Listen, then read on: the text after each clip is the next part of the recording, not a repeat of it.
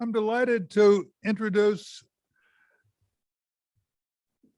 our luncheon speaker, Martin Wolf, Associate Editor and Chief Economics Commentator at the Financial Times, London. Martin's background in journalism is, of course, impressive to say the least.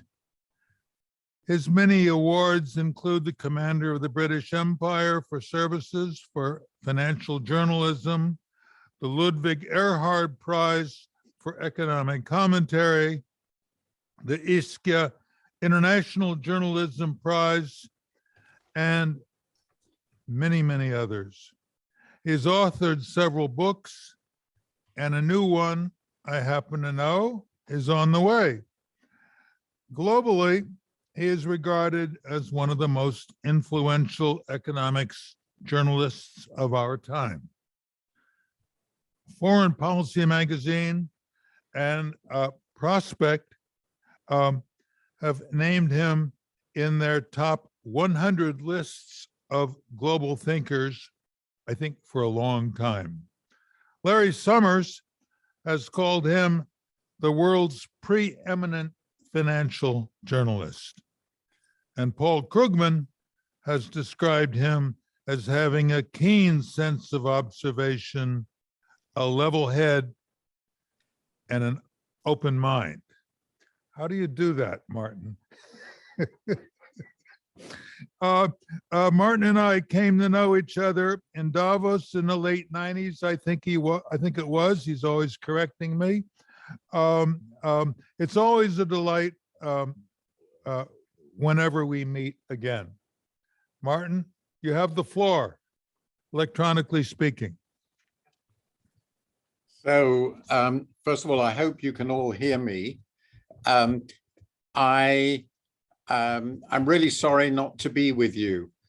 I'm not really sorry to miss the flights across the Atlantic. One of the great relief of the last near 2 years has been not doing that. But this is a gathering I would really like to be part of.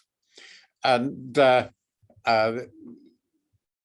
so you'll have to do with this disembodied self.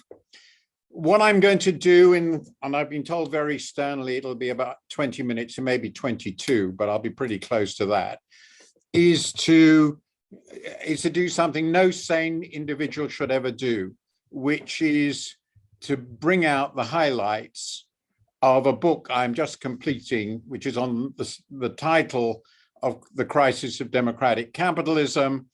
And what I'm going to offer you is approximately 1.4% of it. So you will understand this is going to be very crude. I would also like to stress that this is a work in progress, but basically finished. And it's taken me quite a number of years, and my views have developed a lot in that time, and quite a lot from what I used to think in the past. So let me start then now. I'm going to start with a quotation, one of two quotations which were particularly influential for me from the great Greek philosophers. And this is from Aristotle's Politics. And he said, "It is clear then that the best partnership in a state is the one which operates through the middle people," by which he meant the middle classes, "and also that those states in which the middle element is large and stronger, if possible, than the other two together, or at any rate stronger than either of them alone, have every chance of having a well-run democratic constitution," which is what he meant by the word politeia.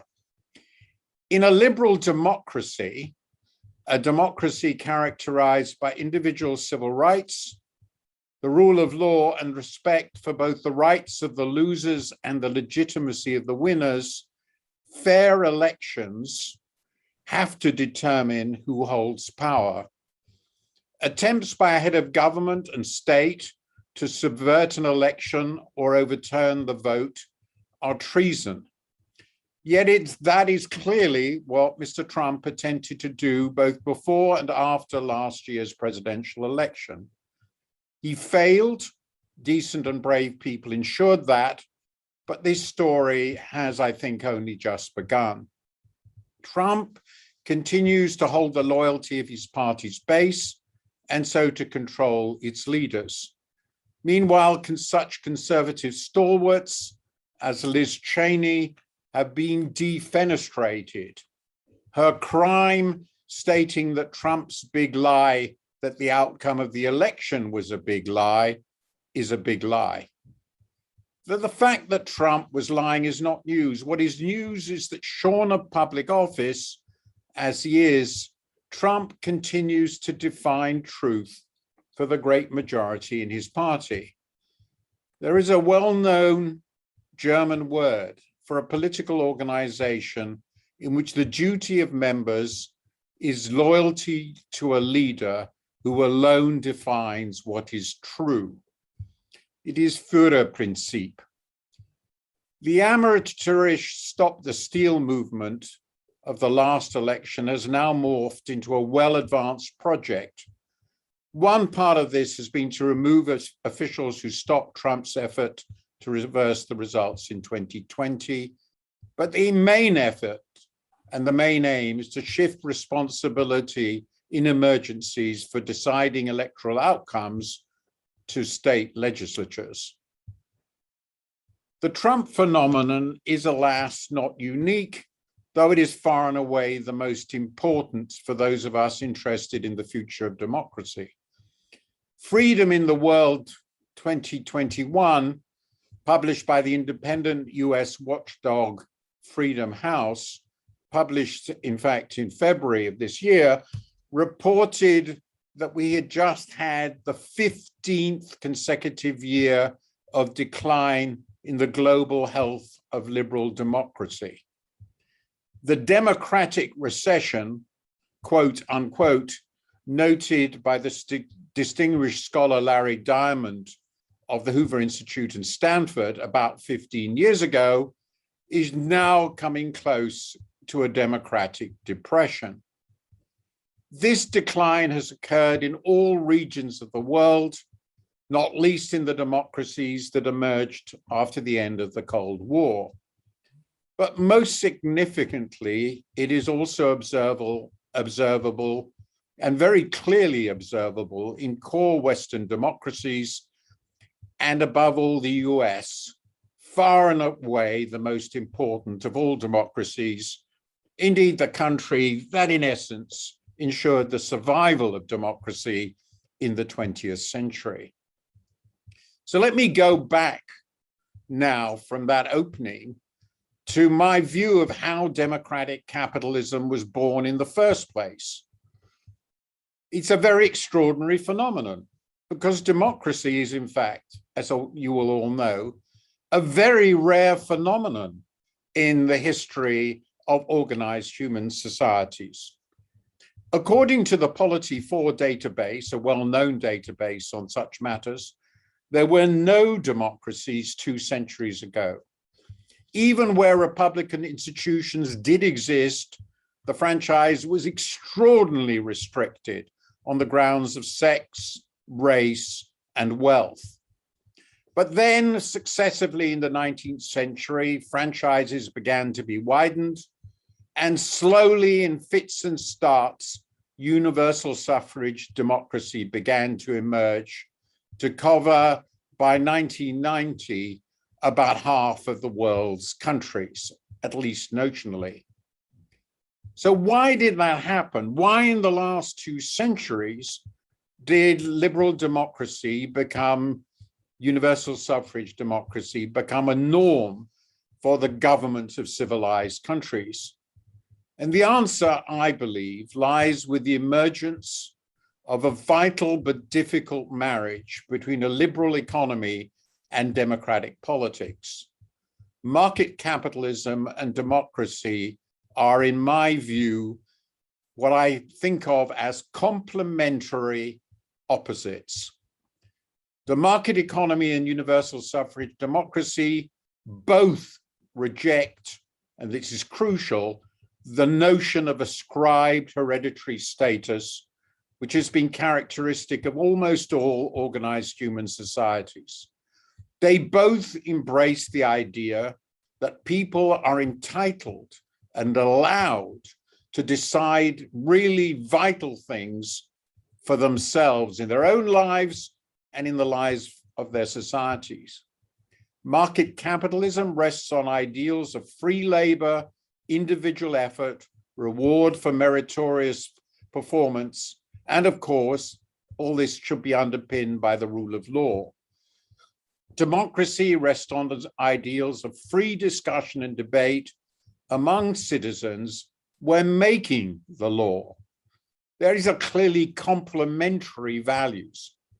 Historically, the market economy brought, of the last 2 centuries, some profound changes: urbanization, the rising demand and supply of an educated workforce, the emergence of the working class as a powerful political force, and a new opportunity for a positive sum politics.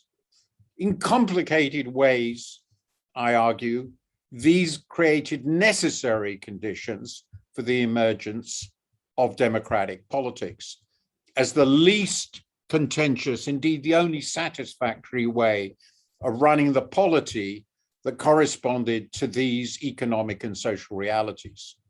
Democracies have also rested on the existence of an independent citizenry, citizens who are independent in their lives to a significant degree.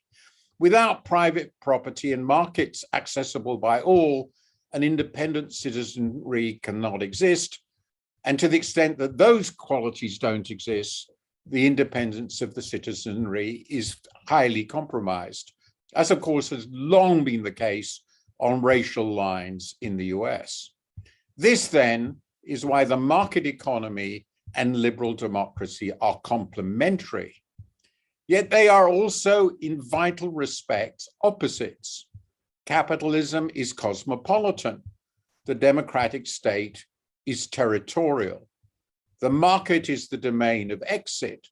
Democracy is, of course, the premier domain of voice.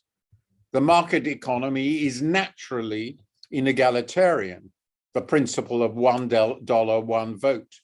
Democracy is egalitarian, one person, one vote. Tensions between capitalism and democracy will inevitably emerge in theory and in practice. Now, if the economy fails to serve the interests of the great majority as they perceive it, the sense of shared citizenship will fray and demagogues will emerge, as Plato warned in great detail in the Republic. Democracy may then be transformed into what he himself described, a form of plebiscitary dictatorship, which in practice meant the arbitrary rule of one person.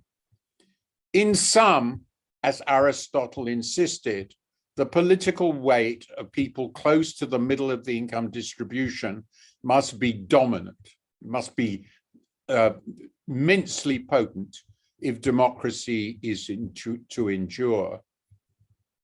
So what has gone wrong with this synthesis of complementary opposites? I argue that the core of this is large rises in inequality and the deteriorating prospects of the old respectable working and middle classes in core democracies. And with those changes, the foundations of democracy have been undermined. In particular, the pervasive fear of downward mobility in many people in these categories has created profound status anxiety, and with it, deep political cynicism. The latter features, status anxiety and political cynicism, have then been diverted and above all exploited by skilled propagandists of the kind who always emerge into cultural and racial resentments. And this is particularly true in ethnically diverse societies. This phenomenon is not new. To give the most salient example, It has long been the foundation of the political culture of the American South, and it was, of course, the foundations of European fascism as well. Those resentments have also been greatly aggravated, in my view, by the emergence of a large class of university-educated clerics dedicated to a progressive, but also profoundly divisive cultural and racial politics. And we are seeing pretty well everywhere a war between the identity army of the left against the identity army of the right. In my view, the emergence of the new media, long emphasized, have merely facilitated these trends, but they have not created them. A big question is what has happened to create this status anxiety, notably in people who did not go to college. In the long run, I believe the important phenomena have been a long period of stagnant real wages and incomes in the middle of the distribution and below, rising inequality, declining social mobility, deindustrialization, and job insecurity. The most painful indicator of the social dysfunction has surely been falling life expectancies among non-college educated white people in the US, noted by Ann Case and Angus Deaton in their seminal study of deaths of despair. To my distress, this same phenomenon may also now be emerging in the UK. As Raghuram Rajan argued in a book he published about 10 years ago, easy credit papered over many of these trends. But that, of course, blew up in the global financial crisis. The scale and visibility of the crisis, a financial crisis, is not something one can miss. And subsequent rescue of the banks and bankers convinced many that the elite was corrupt and incompetent. And these forces together, in my view, is why the old Republican establishment became so ripe for a populist takeover. But in truth, what has happened has discredited the establishment in both of the main parties of the US, as it did in different ways in the UK at the time of Brexit. The shift towards the skill-intensive sectors and technologies, deindustrialization of the labor force, globalization, and the rise of China were themselves the product of powerful external economic forces, difficult to control. Yet there is also, in my view, substantial evidence of the emergence of a raunchier form of capitalism with weakening competition, rising forces of monopoly, and unbridled self-seeking by many corporate executives.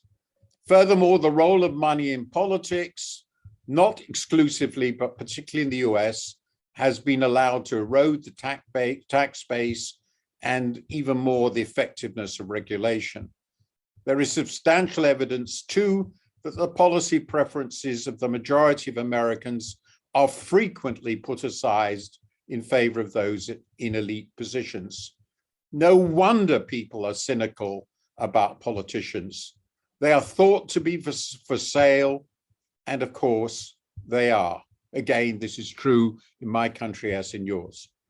So how does this democratic capitalism, whose fate seems so concerning to me, fit in today's world? In an important book, Branko Milanovic argued that capitalism is alone, that it has won. No other credible system for organizing production and exchange in a complex modern economy now exists. But then it raises the question, what sort of capitalism has won? Is it what Milanovic calls liberal capitalism, and I call democratic capitalism? Or is it what he calls political capitalism, and I call authoritarian capitalism? Furthermore, there are in fact two forms of authoritarian capitalism in the world today. The most frequent version derives from what I've just discussed, the hostile takeover of democracies, often from within. The would-be autocrat eats out democracy from inside. Features of such regimes almost universally include a narrow circle of trusted servants, promotion of members of the family, and power ministries, to use the Soviet term, that are overwhelmingly loyal to the leader personally. Plutocrats may have supported the gangster in charge, but ultimately, as the regime evolves, they survive only as cronies. The other challenger is, of course, bureaucratic authoritarian capitalism.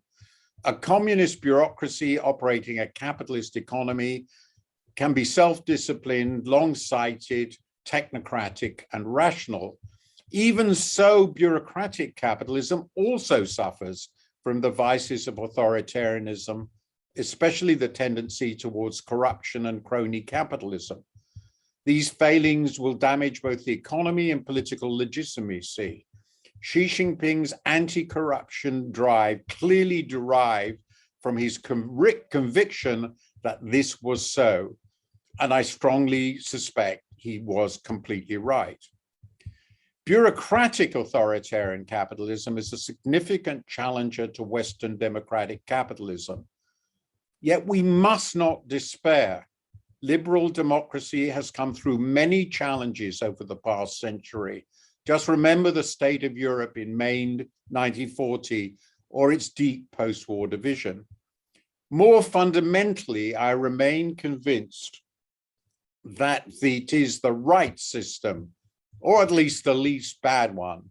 It rests on a magnificent belief in the right of people to make up their own minds and lead lives they choose within societies whose decisions are taken with the active and engaged consent of the governed.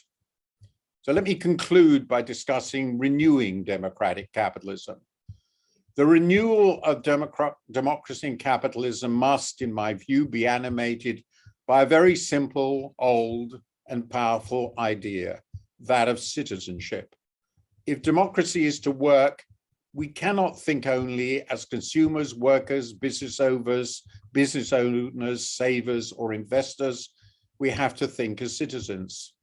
And citizenship must have three aspects: loyalty to democratic, political, and legal institutions, and the values of open debate and tolerance that underpin them, concern for the ability of fellow citizens to live a fulfilled life, and the desire to create an economy that allows citizens to flourish. So what might a return to the idea of citizenship mean in today's challenging global environment? It does not mean that democratic states should have no concern for the welfare of non-citizens. Very far from it. It does not mean that states should cut themselves off from free and fruitful exchange with outsiders, with other countries, the rest of the world. It does not mean that states should not cooperate closely with one another in order to achieve shared goals. Very far from it. There are things it clearly, in my view, does mean. It means that the first concern of a democratic state is the welfare of its citizens. It means that every child in the country should have the chance to acquire an education that allows them to participate as fully as possible in the life of a high-skilled modern economy. It means that every citizen should have the support needed to thrive, even if burdened by ill luck of illness, disability, and other misfortunes. It means that every citizen should be free from abuse, physical and mental. It means that workers should also be able to cooperate with other workers in order to protect fundamental rights to decent treatment. It means that citizens should regard it as their duty to pay taxes sufficient to sustain such a society. It means that corporations will recognize that they have fundamental obligations to the societies that make their existence possible. It means that citizens are entitled to decide who is allowed to come and work in their countries and who is entitled to share the rights of citizenship with them. It means that politics must be susceptible to the influence of all citizens, not mainly to that of the wealthiest. It means that policy should seek to create and sustain a vigorous middle class while ensuring a viable and valid safety net for all. It means that all citizens, whatever their race, ethnicity, religion, or gender, are entitled to equality of treatment as individuals. The world has changed too profoundly for nostalgia to be a sane response. Be it on the right or the left, going back to the 1950s or 1960s is a ludicrous fantasy. Yet some things surely remain the same. Human beings must act collectively as well as individually. Acting together within a democracy means acting and thinking as citizens. If we do not do so, democracy will fail, and it may fail quite soon. It is our duty, in my view, to ensure that it does not. Thank you for listening.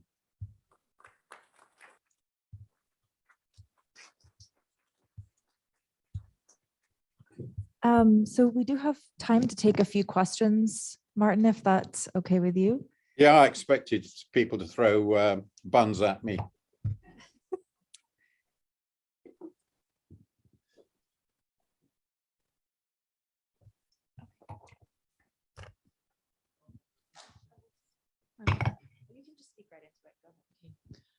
This is Catherine Venice.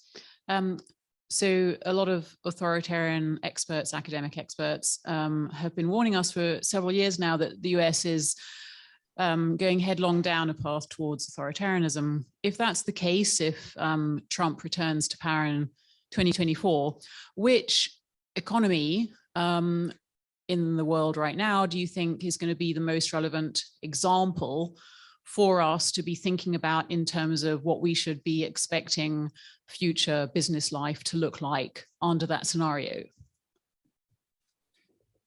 Well, the United States is a very lucky country because, and I think it's, I'm not being facetious, only being a little facetious, in that of all the would-be authoritarians who have come to power in various countries around the world, Donald Trump seems to me among the most incompetent.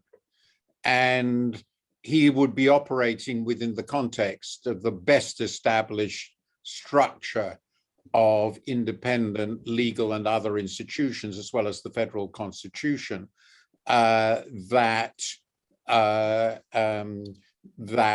such states have had. So I think a great many aspects of US operation, law, and so forth would survive pretty well. Unless it goes on not just for 4 years, but basically it becomes an hegemony, that the corruption of the electoral system and other aspects is so great that essentially it becomes a one-party state. I can't comment on that. But if that doesn't happen, in 4 years, I would expect him to put in place in the Department of Justice and in other relevant organizations like the Inland Revenue Service, the FBI, and so forth, the power ministries, people who will use these organizations. He will find people who know how to make it work for them, to essentially to persecute those who cause trouble for him. And those are very, very powerful instruments of coercion.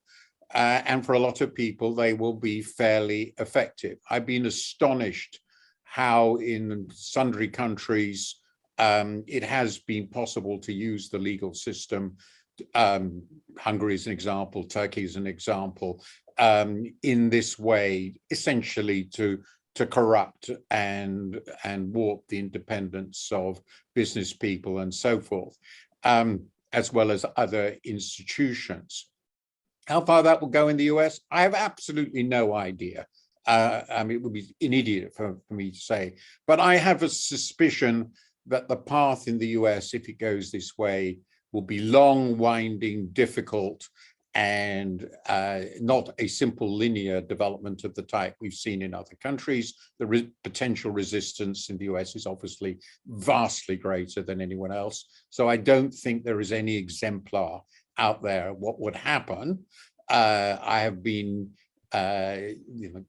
using warnings, but if you have somebody in power who knows how to employ people who know how to use relevant departments for their purpose, then they can do quite a bit of damage.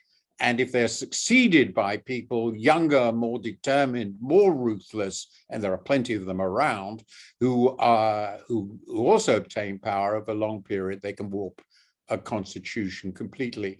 My favorite example, but it is of course a rather weird one, is the reminder that the Roman Republic moved into being the Roman Empire without the change of a single relevant institution in what had been the most successful Republican experiment in history before that of the US.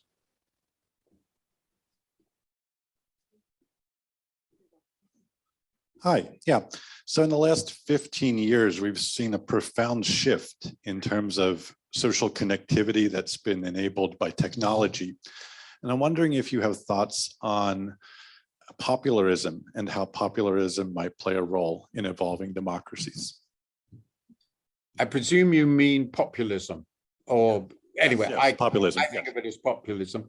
Well, that's a whole chapter of my book, and what I've given here is a tiny bit of it.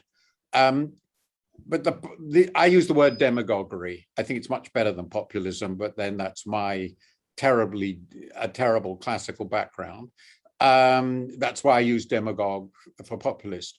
Now, the populism, as you of course know, is very old. It's not new. It was a phenomenon in Athens. It's been a phenomenon. It was a phenomenon in the Roman Republic. It's basically a phenomenon in every electoral system I'm aware of. It was in Florence and so forth. So it's not new, and it certainly didn't depend on modern media, which is why, though I don't have time to go through this now, I've become pretty convinced that we exaggerate the influence of modern media. It's not new.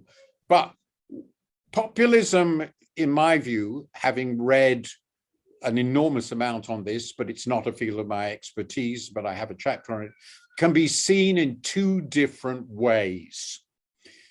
So what you might call populism light and populism serious. Populism light is the most classic examples of that, and of which there have been many versions in American history, which I've been reading about, fascinating, is essentially anti-elitism. The view of the majority of the people that the elites are screwing them, which is, in my view, often true.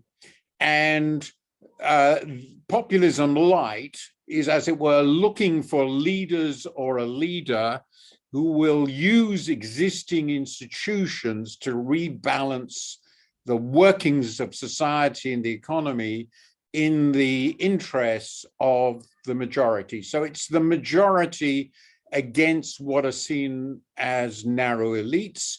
And this can often play out in ways that are actually profoundly fertile and fortunate. It's what you want to happen.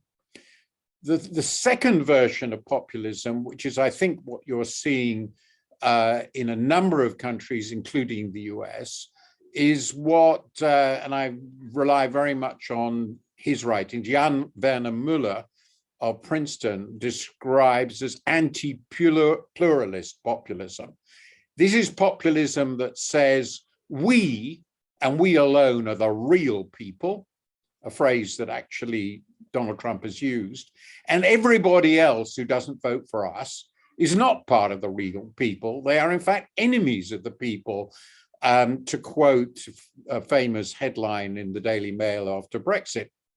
So once you get a populism which is deeply anti-pluralist, that says we and we alone are the real people, and the other people are not part of the real people, they are ex hypothesi, a priori traitors, then you have a justification for authoritarianism. You have a justification, either it could be majoritarian authoritarianism or minoritarian authoritarianism. It varies a bit, but it is the sort of argument that you will find is used by every one of the significant authoritarian leaders of today. Orban, Erdogan, they all use this perspective. Once you end up with that form of populism, you're sliding towards, I don't want to overdo this, but I think you're sliding towards a version of fascism.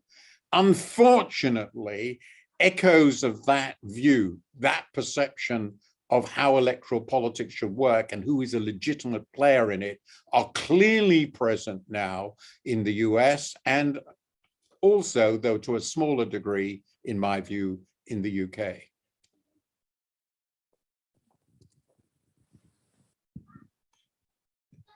I'm Harold James, and thank you. That was really, really inspirational. I had a question about your plea for citizenship. Do you have a optimal size of the state that is implied in your notion of citizenship? Because if you think about the Greek story, it's a story about city-states. And the example that you start with of the United States is obviously an enormous country. China with bureaucratic authoritarianism is an enormous country. And democracy seems to work really well in quite small settings. Do you want to think about whether states can be too big or too small? Yes, I do. Though, in fact, in the book, I've sort of finessed that. I think this is a fantastically important question.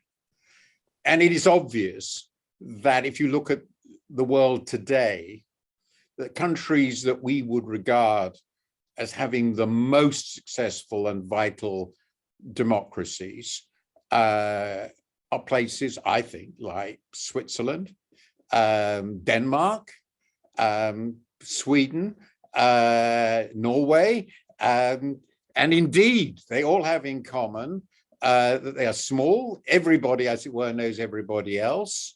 And they feel profoundly bound to one another. So this raises a profound question, which I think the founding fathers of the US were very well aware of, which is why they created their federal constitution. Of course, given what they had to work with, they couldn't do much else, which is, can you make democracy work in very large countries? And I think it's a crucial part of my argument. You know, universal suffrage democracy has really been going 120 years. It depends on how close to universal suffrage you want to get before you think that it's, but certainly not more than 150 years or so. This is a very short period. And it is easy to argue that very special conditions allowed it to emerge and survive and thrive in the 20th century. And even then it was very fragile, as we know. It's just a fundamentally fragile system. So it seems to me that there is a very, very good question about how well we can run democracy in a huge country. The answers that the founding fathers seem to me to have given are broadly correct, in the sense maximum decentralization, provided each of the decentralized bit of it continues to operate as a functioning democracy. And to put it bluntly, in the case of America, that has never really happened because of the horrifying legacy of slavery. I mean, that's completely obvious. In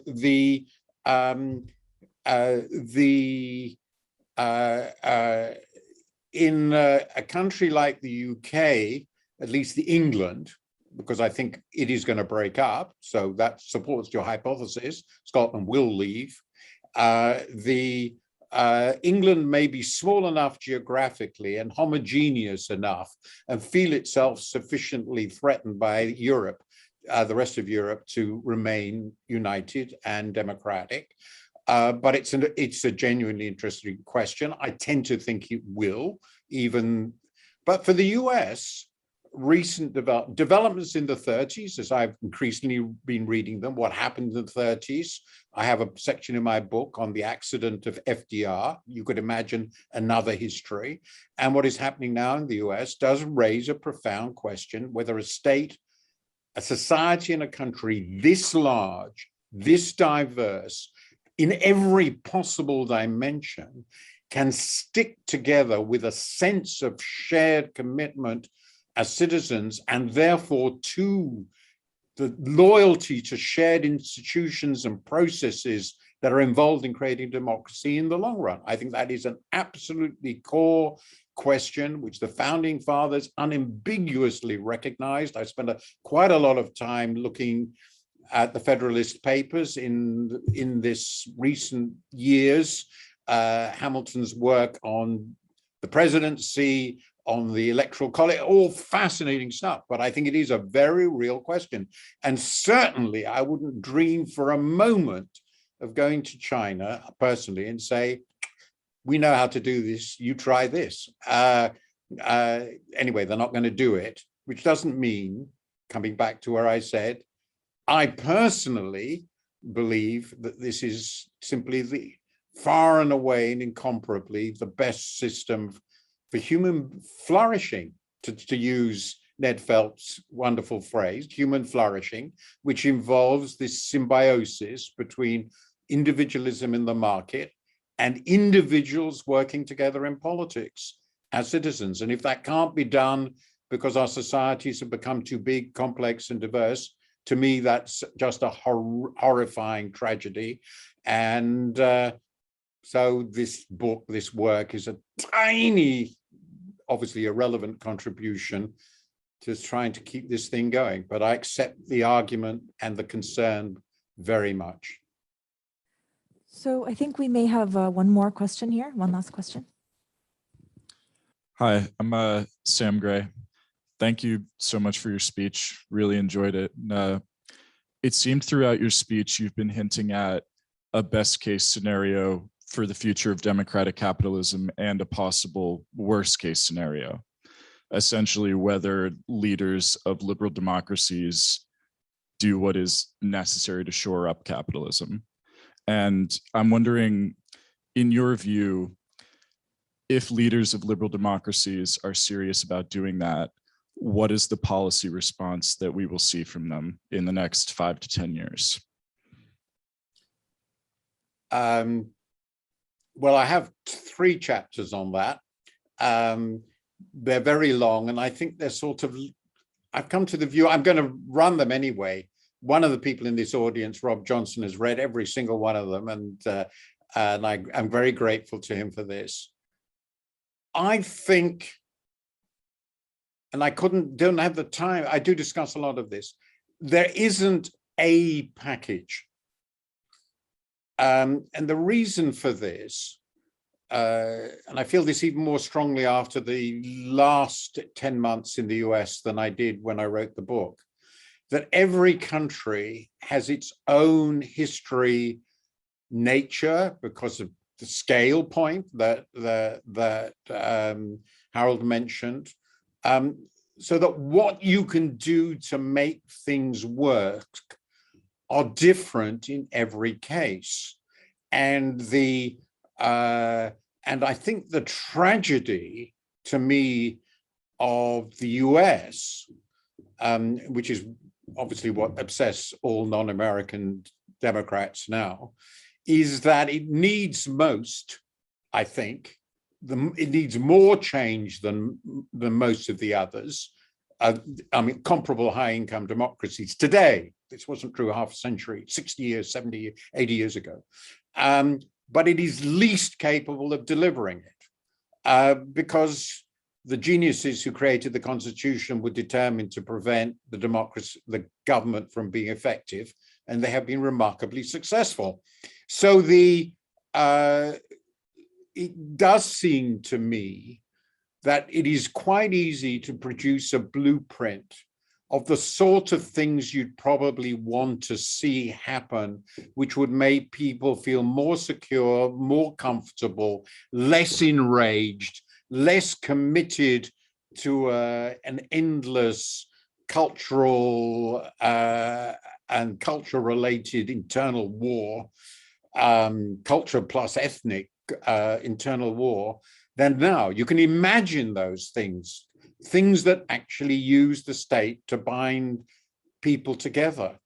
But I don't see now how you can deliver it without a political revolution. If you think about the 30s, which I think was the last creative period of this kind, which sort of set up to my mind, a working template for a reformed capitalism. You can obviously differ. I mean, obviously some of the regulation was ridiculous and FDR did lots of ridiculous things, but nonetheless, it basically did that.